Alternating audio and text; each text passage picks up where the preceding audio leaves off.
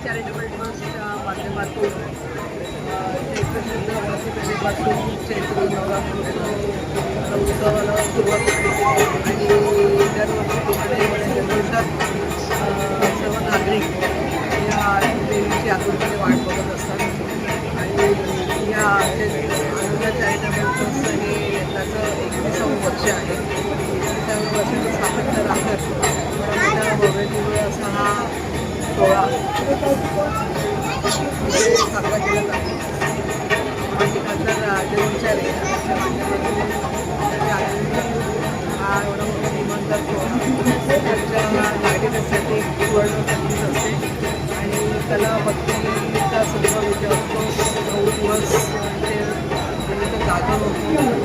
सर्व जाती धर्माच्या लोकांसाठी त्यांच्या नवदुर्गा नवरत्न पुरस्कार असतात.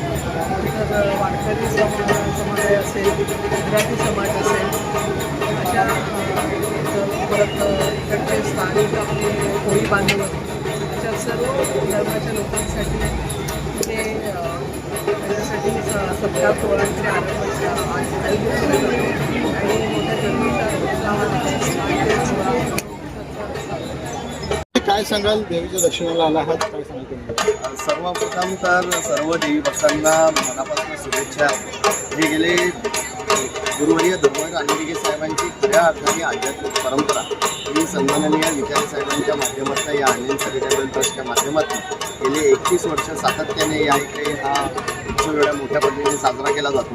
आणि आपण बघितलं असेल ठाण्यामधील अनेक भाविक या ठिकाणी देवीच्या चरणी आशीर्वाद घ्यायला नतमस्तक व्हायला इकडे येतात. 9 दिवस सातत्याने वेगवेगळे उपक्रम इकडे राबवले जातात.